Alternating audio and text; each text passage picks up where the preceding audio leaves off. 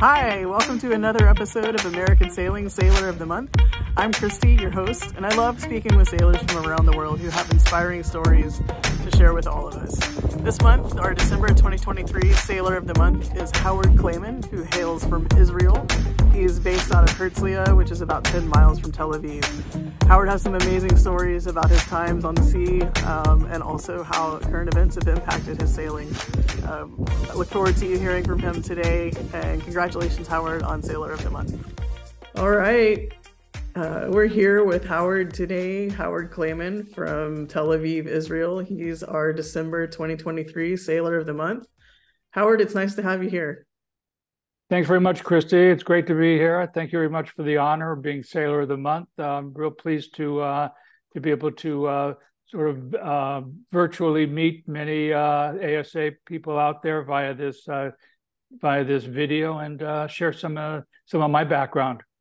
And Howard, you happen to be a instructor and head of a school there in Israel. Do you want to tell us a little bit about that? Okay, I'm an instructor. I'm basically the only instructor for a sailing school and sailing club called Blue Wave-Tashoot, which is based in Herzliya Marina. I've been an instructor for about 3 years now. I've been sailing for more than 40 years, and when I retired a couple of years ago, I had the opportunity to get I got a what they call in the States the six-pack license. So I have a professional license here, and decided to ally myself with the sailing school I'd known about, and nobody else had been offering sailing lessons here in English, so because Hebrew's the language here. So I had sort of the brainstorm of opening and teaching in English, and they already had a franchise for ASA there, but it was being taught in Hebrew.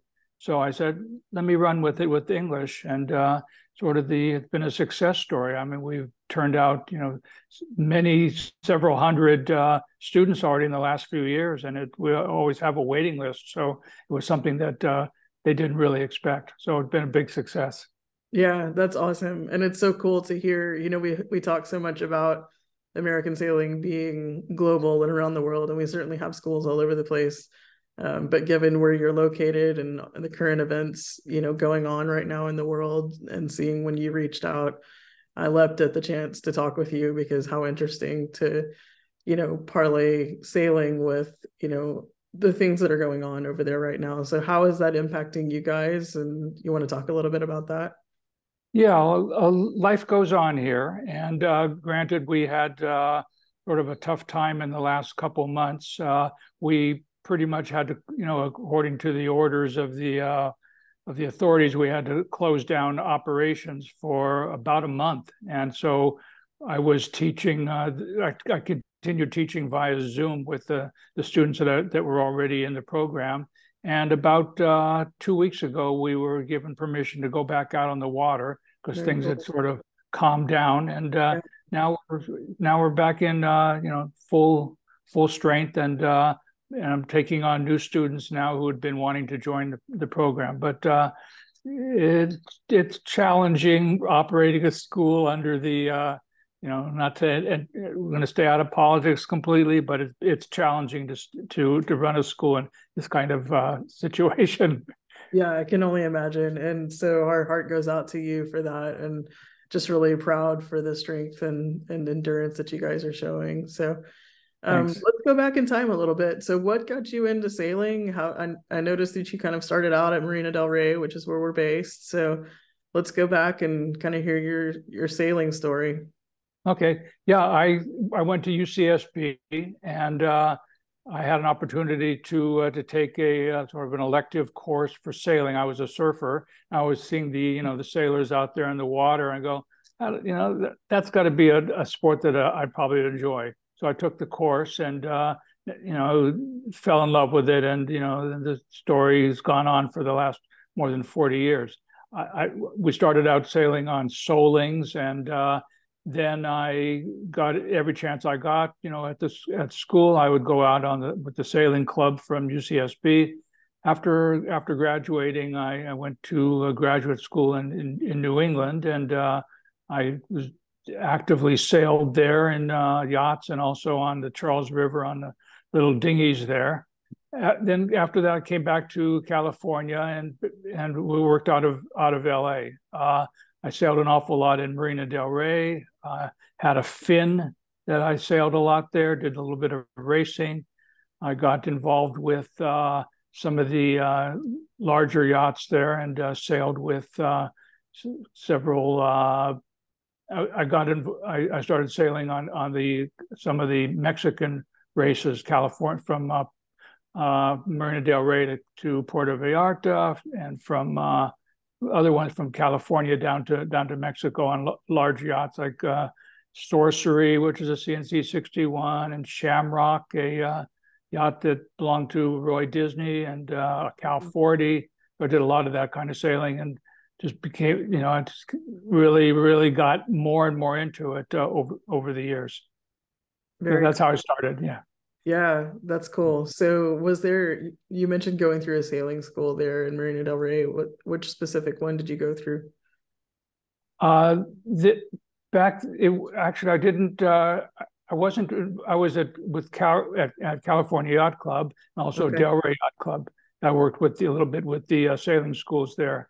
I never taught with them. I was in San Diego for a period of time, and there was a sailing school there who I was friends with, and they said, come work with us. So I spent a year teaching sailing there in San Diego. So that was a lot of fun. That was the first time that I'd ever taught sailing, and then there was quite a 30-year hiatus until I became an instructor with ASA. Okay, cool. Yeah. So let's talk about some of your most memorable sailing experiences. I know you mentioned the Cowes Week Regatta and some things like that. So I had the chance, I went over to England, and with a friend of mine who had a number of connections there, and we got onto into Cowes Week, which was, sort of a bucket list for any professional sailor, any racing sailor. So I sailed for a week in Cowes Week. We were given one of the brand new boats that belonged to Jeremy Rogers, he was the original designer of the Contessa. So we had the factory crew, which I had the honor of sailing with in Cowes Week. So that was something that I'll never forget. It was really quite a cool experience, and really something I don't forget. That's awesome. What is the route for Cowes Week, if you don't mind, for our listeners who wouldn't know? For the Cowes Week? Mm-hmm. Yeah, it's sailing within the right off of the between the areas called the Solent, and it's in the south of England. There, it's on the Cowes itself is an island. It's very famous for sailing and not other nautical things. They're beautiful island, and we sailed. Also, there's Portsmouth there and Lymington. So there's a lot of races going on in the Solent there. It's a huge event there, attracting hundreds and hundreds of boats for various, all different classes. I mean, there'd be days out there we'd sit on the water and there'd be like 400 or 500 boats all surrounding you, all racing in different classes at different starts. So that was a challenge in itself, and it's a very challenging place to race and to sail because the weather is so changeable. I mean, we would start. I remember one day we started out in the morning, basically almost in bathing suits, and by the afternoon we were in full foul weather. 3 hours later, we were in full foul weather gear as a storm. As a storm came through, and with rails in the water and everything. So it's very challenging. So speaking of storms, have you been through kind of major storms while you're out at sea, and what's that been like? A number of different times I've been in storms. I would say probably the last one that I remember that was challenging was we did the club that I work for had purchased a brand new boat that was sitting in France. That it came right off the factory from Jeanneau. It's a Jeanneau 490. So I went over there with the the owner of our company, and the two of us were going to bring the boat back. We had to get. It was March of 2020, which you might remember was like the dawn of COVID. So we had to get over there like within. He literally called me on Saturday morning. He said, "Howard, we got to get the boat over here. We're getting on the plane on Monday morning and bringing the boat back." It was sitting in the south of France. We were going to bring it back to Cyprus, where it was going to be based. So, March is a very challenging month in the Mediterranean, especially up in the northern parts there, with the strong winds coming off of the mountains there, with snow up there. And so we got on the boat, and it was blowing that day. We were under a tight schedule. We just had to get out of there. So it was blowing like 35 knots so we said we got to go anyway, and it was on our stern, so we were running all the way, and then it started building up to 40, 45 as we continued downwind, heading towards Corsica, down Sardinia and Corsica there. So we had to go, we had to continue, and it was a sort of a harrowing night too, because we had tried to plan to make any of you who might have been down there, or you look on your charts, maps, and see there's quite a narrow passage there between Corsica and Sardinia, which we tried to time it to get there at daylight, but we didn't. We got there around sunset, and we had to pass through there because we didn't. It was blowing like 35, 40 knots there, and still on our stern. So we passed through. It was just the two of us on there. I was on the wheel, and we had 8-10 foot waves behind us. It was a wild ride going through there. So my partner, he was sitting on the chart plotter there, saying, "Okay, 5 degrees to port, 3 degrees to starboard," because going through this narrow channel, we had all these buoys on every side, and the buoys they weren't channel buoys; they were buoys marking rocks and obstructions there. So we went through there, and that took about 2 hours of complete concentration. You just didn't want to make any mistakes there. So that I'll remember that as quite an exciting storm and harrowing experience on the delivery. So it sounds like you had a really good, crewmate and partner in that.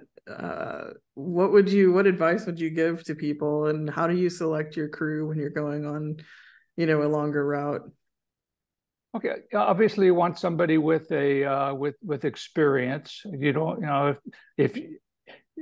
when you try, depend if you're going to be sailing alone or with one other person, you want to have at least one other person who can give you backup.